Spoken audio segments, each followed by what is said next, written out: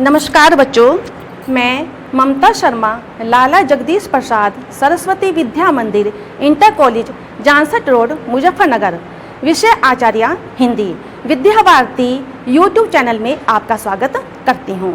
बच्चों, आज हम कक्षा सप्तम विषय हिंदी उपविषय व्याकरण प्रकरण अलंकार, आज हम अलंकार का अध्ययन करेंगे। बच्चों, ये क्या बने हुए हैं सामने? आभूषण। क्या बने हैं? आभूषण। अलंकार का अर्थ होता है आभूषण, जिसे हम सामान्य भाषा में गहने भी कहते हैं। अलंकार का अर्थ है, अलंकार का अर्थ होता है आभूषण।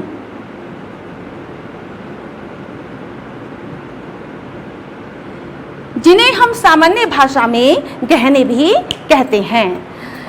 अलंकार की क्या परिभाषा है?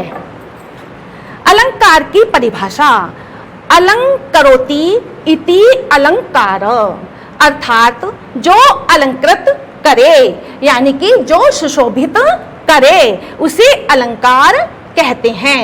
आचार्य दंडी के अनुसार काव्य शोभा करान धर्मान अलंकारान पृच्छ्यते, अर्थात काव्य के शोभा कारक धर्म अलंकार कहलाते हैं। जिस प्रकार नारी की सुंदरता को बढ़ाने वाले तत्व जैसे आभूषण धारण कर दिए जाते हैं नारी की शरीर पर और उसकी सुंदरता कई गुना बढ़ जाती है, उसी प्रकार काव्य की सुंदरता को बढ़ाने वाले तत्व कौन कौन से होते हैं?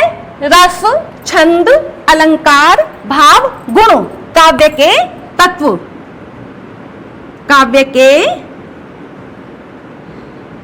तत्व कौन कौन से हैं? रस, छंद, अलंकार, भाव, गुण। इन तत्वों की सहायता से अलंकार की काव्य की शोभा बढ़ती है। जिस प्रकार किसी स्त्री की शोभा आभूषणों से बढ़ाई जाती है, उसी प्रकार काव्य की सुंदरता बढ़ाने वाले तत्वों के प्रयोग करके काव्य की शोभा को बढ़ाया जाता है। अब प्यारे बच्चों, अलंकार के कितने भेद हैं? अलंकार के 3 भेद होते हैं। नंबर 1 शब्दालंकार, नंबर 2 अर्थालंकार, नंबर 3 उभयालंकार। अब शब्दालंकार किसे कहते हैं? जिस रचना में कवि शब्दों के माध्यम से काव्य के सौंदर्य में वृद्धि करता है, वहां पर शब्दालंकार होता है। आया बच्चों समझ में? शब्दालंकार किसे कहते हैं? जिस रचना में कवि शब्दों के माध्यम से काव्य सौंदर्य में वृद्धि करता है, वहां पर शब्दालंकार होता है। नंबर 2 अर्थालंकार। अर्थालंकार इसी प्रकार किसे कहते हैं?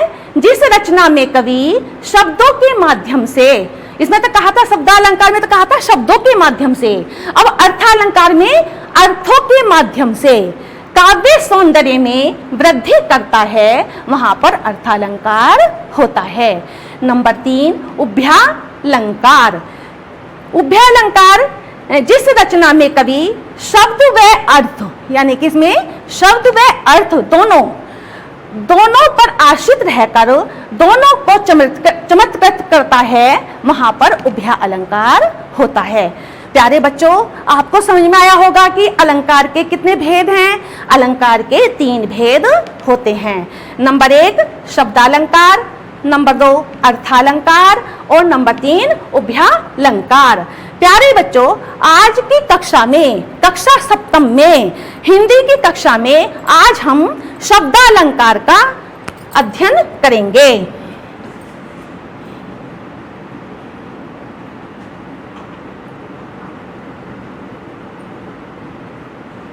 शब्दालंकार का अध्ययन करेंगे। इसी प्रकार शब्दालंकार के भी 3 भेद होते हैं। नंबर 1,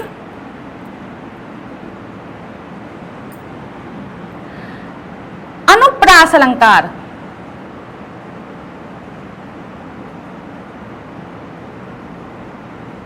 अनुप्रास अलंकार। नंबर 2, यमक अलंकार। यमक अलंकार। नंबर 3, श्लेष अलंकार। श्लेष अलंकार।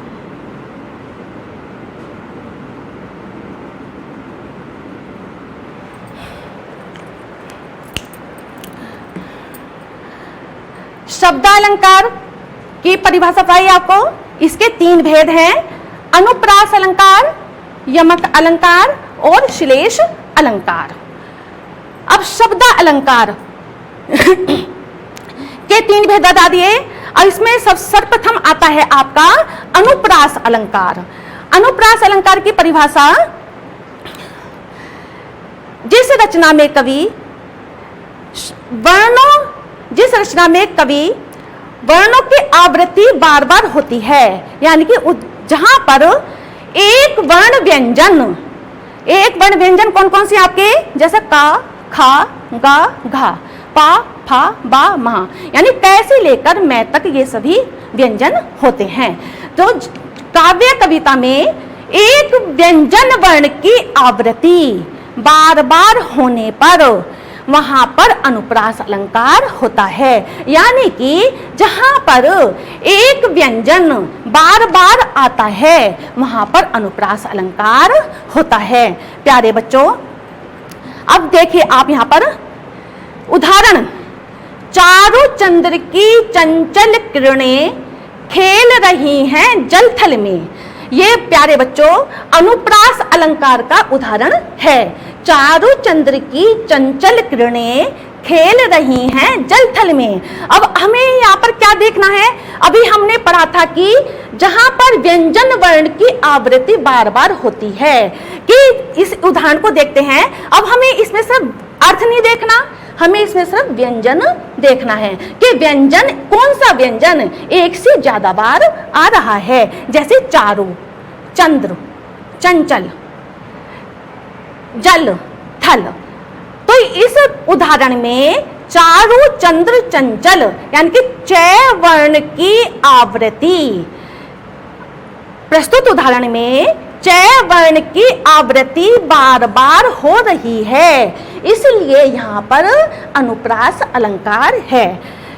ठीक है, आया बच्चों समझ में कि जहां पर काव्य कविता में एक व्यंजन वर्ण की आवृत्ति बार बार होती है वहां पर अनुप्रास अलंकार होता है। अब हम इसके और उदाहरण भी देख सकते हैं, जैसे तरनी तनुजा तट तमाल। अब जैसे उदाहरण है तरनी तनुजा तट तमाल, तरुवर बहु छाये। हमें इस उदाहरण में व्यंजन देखना है कि कौन सा व्यंजन एक से ज्यादा बार आ रहा है। अब इसमें तरनी, तनुजा, तट, तमाल, तरोवर, उदाहरण को देखकर स्पष्ट हो रहा है कि तय वर्ण, तरनी, तय वर्ण की आवृत्ति बार बार हो रही है, यानी कि तय व्यंजन वर्ण बार बार उदाहरण में आ रहा है, इसलिए यहाँ पर अनुप्रास अलंकार है। ठीक है बच्चों, आया होगा आपकी समझ में। फिर और भी उदाहरण देख सकते हैं हम इसके, रघुपति राघव राजा राम, पतित पावन सीता राम। अब रघुपति, राजा, राम, इसमें र वर्ण की आवृत्ति बार बार हो रही है। र वर्ण की आवृत्ति बार बार होने के कारण यहाँ पर अनुप्रास अलंकार है। ठीक है बच्चों, आपको अनुप्रास अलंकार समझ में आया होगा। अब शब्दा अलंकार का दूसरा उदाहरण है, दूसरा भेद है यमक अलंकार। यमक अलंकार, अब यमक अलंकार किसे कहते हैं? अभी तो हमने पढ़ा था अनुप्रास अलंकार में वर्ण, व्यंजन, वर्ण। अब यमक अलंकार, यमक अलंकार की परिभाषा कि जहां पर एक शब्द, युग्म माने जोड़ा, एक शब्द जोड़े के रूप में आता है, वहां पर यमक अलंकार होता है। अब जैसे उदाहरण देखते हैं हम, कनक कनकते सो गुनी, मादकता अधिकाय, वा खाए वो राय जग, या पाए वो राय। अब हमने यमक अलंकार में पढ़ा था, जहां कविता में एक शब्द एक से अधिक बार प्रयोग होता है, लेकिन उनके अर्थ भिन्न भिन्न होते हैं। मतलब एक शब्द जोड़े के रूप में तो आएगा, लेकिन उनके अर्थ अलग अलग होते हैं, वहां पर यमक अलंकार होता है। जैसे उदाहरण देखते हैं, कनक कनकते सो गुनी, मादकता अधिकाय, वा खाए बोराए जग, वा पाए बोराए। अब कनक, कनक शब्द यहाँ पे जोड़े के रूप में आया है, तो इन दोनों के अर्थ भी अलग अलग हैं। कनक कनक, एक कनक का अर्थ है धतूरा और दूसरे कनक का अर्थ है स्वर्ण, स्वर्ण माने सोना, जिसके हम आभूषण बनाए हुए पहनते हैं। अब एक का धतूरा हो गया, दूसरे का हो गया स्वर्ण, स्वर्ण माने सोना, लेकिन दोनों के काम भी अलग अलग है। जैसे कनक हमने पहले का बताया धतूरा और दूसरे को बताया हमने स्वर्ण माने सोना। ये धतूरा जो है एक नशीला पदार्थ है, इसका सेवन कर लेते हैं तो हमें इसका नशा हो जाता है। अब दूसरा कनक है स्वर्ण, स्वर्ण माने सोना। अब सोने को तो आप सभी जानते हैं बहुत बहुमूल्य धातु है। अगर हमें बिना परिश्रम करे कहीं पर, बिना मेहनत करे कहीं पर बहुत अधिक मात्रा में सोना मिल जाए तो हमारी स्थिति कैसी होगी? खुशी की, यानी खुशी के मारे हम पागल से हो जाएंगे। तो दोनों का अर्थ अलग अलग हो गया, दोनों के काम भी अलग अलग हो गए। धतूरे का सेवन कर लेने पर हमें नशा हो जाता है और स्वर्ण अधिक मात्रा में सोना पाने पर भी हमारी स्थिति पागल जैसी ही हो जाती है। फिर हमारे मन में तरह तरह के विचार आते हैं कि हमें काम करने से क्या फायदा, हम क्यों मेहनत करें, इस तरह के विचार आदि आदि हमारे मन में आते हैं। प्यारे बच्चों, आपको यमक अलंकार समझ में आया होगा। अब इसके अन्य उदाहरण भी ले लेते हैं। 3 बेर खाती थी वो 3 बेर खाती थी। और इसमें बेर, बेर शब्द 2 बार प्रयुक्त हो रहा है यहाँ पर। 3 बेर खाती थी वे 3 बेर खाती थी। अब बेर, बेर तो बेर का अर्थ है, एक बेर का अर्थ होता है 3 बार, यानी कि 3 समय, 3 बार किसी चीज को खाना। और एक है बेर, बेर का अर्थ है फल, बेर फल होता है। तो दोनों के अर्थ अलग अलग हो गए। बेर का मतलब 3 बेर का मतलब 3 बार, और बेर, बेर का अर्थ है फल, यानी कि किसी बेर को खाना। तो इनके दोनों के अर्थ अलग अलग हो गए। ठीक है बच्चों, अब आपका तीसरा भेद आता है शब्दालंकार का, श्लेष अलंकार। कौन सा है बच्चों? श्लेष अलंकार।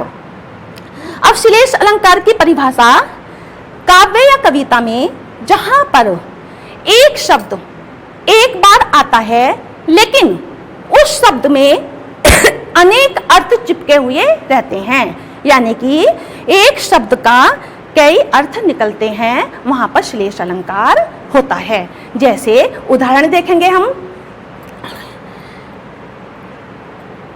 रहीमन पानी राखिए बिन पानी सब सून, पानी गए ने उबरे मोती मानस चून। अब हम देखेंगे यहाँ पर पानी शब्द यहाँ पर आया हुआ है, रहीमन पानी राखिए बिन पानी सब सून, पानी गए न उबरे मोती मानस चून। अब इस पानी शब्द के कई अर्थ हैं। जैसे पानी, एक तो कांति, आत्मसम्मान और जल। कांति माने चमक, और आत्मसम्मान मनुष्य का सम्मान, और जल माने किसी भी चीज का पानी सूख जाता है वो चीज हमारी योग्य नहीं होती है। अब स्पष्टीकरण में हम क्या करेंगे, श्लेष अलंकार के स्पष्टीकरण में पानी का हमने यहाँ पे अर्थ निकला है मोती। जैसे मोती का पानी उतर जाता है या उसकी आव खत्म हो जाती है, उसकी चमक खत्म हो जाती है, तो वो मोती किसी काम का नहीं रहता है। अब दूसरा है मानस। मानस माने मनुष्य। मनुष्य का अगर कहीं भी आत्मसम्मान समाप्त हो जाए, उसका कहीं सम्मान ना रहे, तो मनुष्य की इज्जत खराब हो जाती है और मनुष्य वो भी किसी काम का नहीं रहता है। अब तीसरा है चून। चून का अर्थ है यहाँ पे चूना। क्या है प्यारे बच्चों, चून का अर्थ चूना। अगर चूने का पानी सूख जाए, चूने का पानी खत्म हो जाए, तो वो चूना भी किसी काम का नहीं रहता है। प्यारे बच्चों, आपके सामने मैंने शब्द अलंकार की परिभाषा और शब्द अलंकार के मैंने आपको भेद बताए। यहाँ पर कितने भेद होते हैं? 3। कितने होते हैं? 3। अनुप्रास अलंकार, यमक अलंकार और श्लेष अलंकार। अभी आपको इन तीनों भेदों की परिभाषा, उदाहरण और स्पष्टीकरण सहित आपको समझाया। आपको ये सब समझ में आए होंगे। इसी प्रकार हमारे अलंकार बताए थे मैंने आपको, शब्दालंकार 3 भेद बताए थे, अर्थालंकार और उभयालंकार। अब आज की कक्षा में हम शब्दालंकार पढ़ रहे हैं, आपको तीनों भेद बताए हैं। इसी प्रकार अर्थालंकार के भी भेद होते हैं। अर्थालंकार के कौन कौन से भेद होते हैं? जैसे उपमा अलंकार, रूपक अलंकार, उत्प्रेक्षा अलंकार, मानवीयकरण अलंकार आदि आदि। आपके पाठ्यक्रम में ये चार अलंकार हैं। अर्थ अलंकार के 4 भेद हैं, उपमा अलंकार, रूपक अलंकार, उत्प्रेक्षा अलंकार और मानवीयकरण अलंकार। प्यारे बच्चों, आज हम शब्द अलंकार पढ़ रहे हैं, ठीक है? तो एक बार फिर स्मरण कर लेते हैं दोबारा। अलंकार किसे कहते हैं, अलंकार का क्या अर्थ होता है और अलंकार के कितने भेद होते हैं। अब अलंकार, अलंकार का अर्थ है आभूषण। क्या अर्थ है? आभूषण, जिसे हम सामान्य भाषा में गहने भी कहते हैं। अब इसे बता अलंकरोति, अलंकार की परिभाषा बताई थी भी आपको। अलंकरोति इति अलंकारा, अर्थात जो अलंकृत करे, यानी कि जो किसी को सुशोभित करे, उसे अलंकार कहते हैं। आचार्य दंडी के अनुसार काव्य शोभा करान धर्मान अलंकार पृच्छ्यते, अर्थात काव्य के शोभा कारक धर्म अलंकार कहलाते हैं। जो तत्व काव्य की शोभा को बढ़ाते हैं उसे अलंकार कहते हैं। अब काव्य के तत्व कौन कौन से हैं? अभी मैंने आपको बताए थे, रस, छंद, अलंकार, भाव, गुण। अब इसमें बताया था आपको अलंकार के भेद। अलंकार के 3 भेद बताए थे मैंने, शब्दालंकार, अर्थालंकार और उभयालंकार। आज की कक्षा में शब्द अलंकार पढ़ रहे हैं। तो इसी प्रकार शब्द अलंकार के आपको 3 भेद बताए थे, अनुप्रास अलंकार, यमक अलंकार और श्लेष अलंकार। ठीक है प्यारे बच्चों, ये शब्द अलंकार के 3 भेद हैं। अब हमने अनुप्रास अलंकार पढ़ा। सबसे पहले अनुप्रास अलंकार की क्या परिभाषा है? काव्य या कविता में एक वर्ण मतलब व्यंजन वर्ण, एक व्यंजन वर्ण की आवृत्ति बार बार होती है, वहां पर अनुप्रास अलंकार होता है। उदाहरण के लिए भी समझाया था मैंने आपको, चारु चंद्र की चंचल किरणें, चारु चंद्र की चंचल किरणें,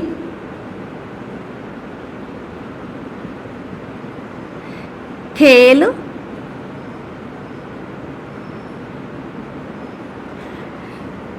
रही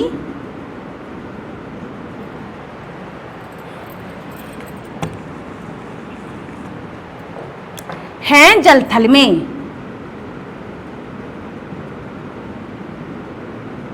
जल थल में। अभी आपको ये उदाहरण बताया था अनुप्रास अलंकार का।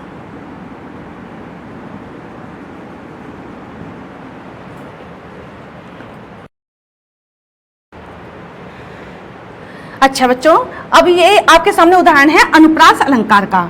तो इसमें हमने अभी आपको बताया था कि जहां पर एक व्यंजन वर्ण की आवृत्ति बार बार होती है वहां पर अनुप्रास अलंकार होता है। अब हमें इस उदाहरण में व्यंजन वर्ण देखना है, कौन सा है इसमें जो बार बार आ रहा है। जैसे चारों चंद्र की चंचल किरणें, इसमें चा चा और चा, इसी प्रकार यहाँ पर ला और ला, यानी कि ये व्यंजन वर्ण बार बार आ रहे हैं। स्पष्टीकरण में लिखेंगे हम कि प्रस्तुत उदाहरण में च और ल, च और ल वर्ण की आवृत्ति बार बार हो रही है, इसलिए यहाँ पर अनुप्रास अलंकार है।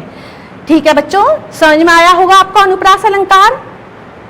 इसके अन्य उदाहरण और भी बताए थे, तरनी तनुजा तत् तमाल तरुबर बहुछाए, या रघुपति राघव राजा राम पतित पावन सीताराम। हमें सिर्फ इस अनुप्रास अलंकार में व्यंजन वर्ण ही देखना है, ना शब्द देखने ना अर्थ देखने, सब व्यंजन वर्ण ही देखना है। इसी प्रकार आपको दूसरा भेद बताया था मैंने आपको अभी, यमक अलंकार। यमक अलंकार की परिभाषा बताई थी, जब काव्य या कविता में एक शब्द युग्म जोड़े के रूप में आता है लेकिन उसका अर्थ अलग अलग होता है, वहां पर यमक अलंकार होता है। अभी आपको उदाहरण समझाया था, कनक कनकते सौगुनी मादकता अधिकाय। यमक अलंकार का उदाहरण ये यमक अलंकार। उदाहरण,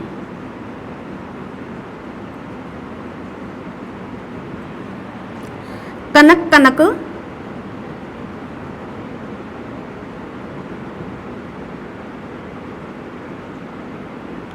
ते सौगुनी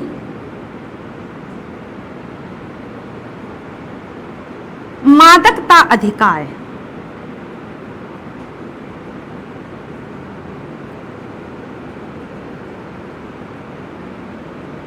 अधिकाय। अब हमने कहा था इसमें जहां पर एक शब्द युग्म जोड़े के रूप में या एक से ज्यादा बार आता है वहां पर यमक अलंकार होता है। अब यहाँ पर कनक कनक दो बार आ रहा है, तो इनके लेकिन एक से ज्यादा बार तो शब्द आते हैं और उनका अर्थ भिन्न भिन्न होता है, यानी कि दोनों कनक का अर्थ यहाँ पर अलग अलग है। जैसे एक कनक का अर्थ है धतूरा, धतूरा। दूसरे कनक का अर्थ है स्वर्ण, स्वर्ण जिसको स्वर्ण मतलब सोना, जिसके आभूषण बनाए जाते हैं। तो दोनों के काम भी अलग अलग हो गए। इसी प्रकार आपको तीसरा भेद बताया था, स्पष्टीकरण में हम लिखेंगे यमक अलंकार का कि जहां पर एक शब्द युग्म जोड़े के रूप में आता है लेकिन उसका अर्थ भिन्न भिन्न होते हैं, यानी उनके अर्थ अलग अलग होते हैं, वहां पर यमक अलंकार होता है। यह आपका स्पष्टीकरण हो गया। अब तीसरा भेद है आपका श्लेष अलंकार। श्लेष अलंकार भी अभी आपके सामने बताया था। काव्य या कविता में कोई शब्द एक ही बार आए लेकिन उसके अर्थ अनेक निकलते हों, एक ही शब्द में कई अर्थ चिपके हुए रहते हैं, वहां पर श्लेष अलंकार होता है। अभी उदाहरण आपको बताया था, जैसे रहीमन पानी राखिए, रहीमन पानी राखिए, श्लेष अलंकार का उदाहरण।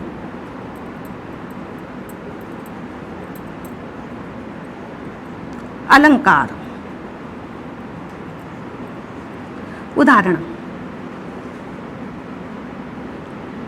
रहीमन पानी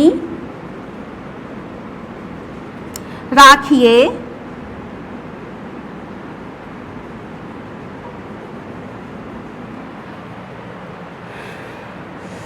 रहीमन पानी राखिए बिन पानी सब सून।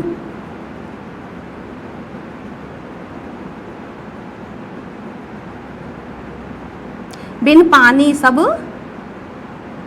सून।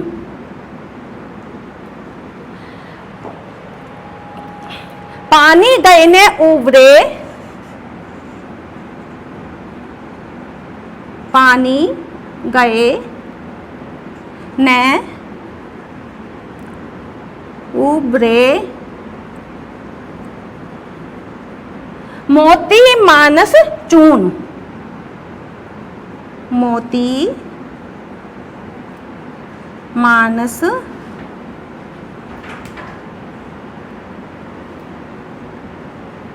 चून।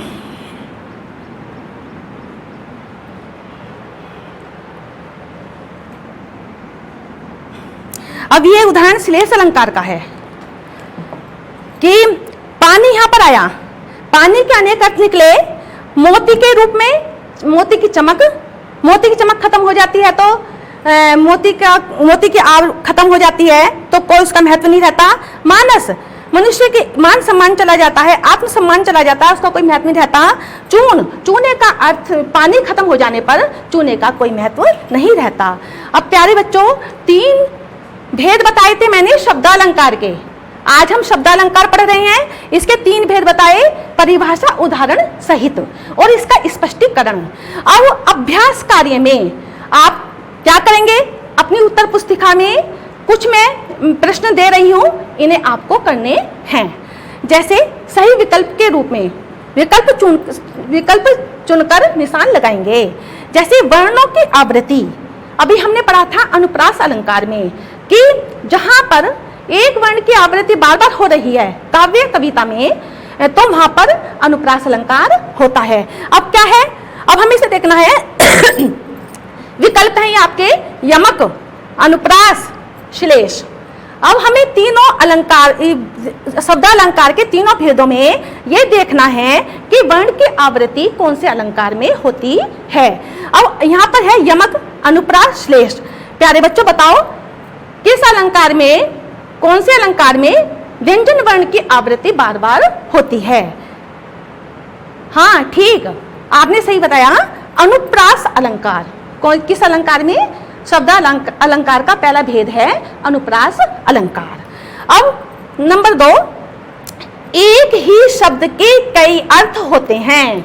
अभी हमने शब्दालंकार के भेद पढ़े थे, अनुप्रास, यमक, श्लेष, तीनों की परिभाषा अलग अलग बताई थी, उदाहरण बताए थे और उनका स्पष्टीकरण बताया था।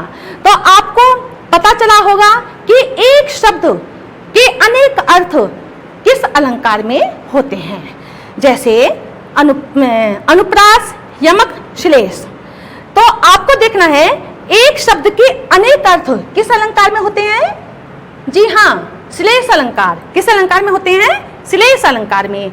अब नंबर 3, एक शब्द 2 या 2 से अधिक बार आने पर अर्थ बदलते हैं। यानी कि एक शब्द 1 से अधिक बार आता है और उनके अर्थ अलग अलग होते हैं। वो कौन सा अलंकार होता है?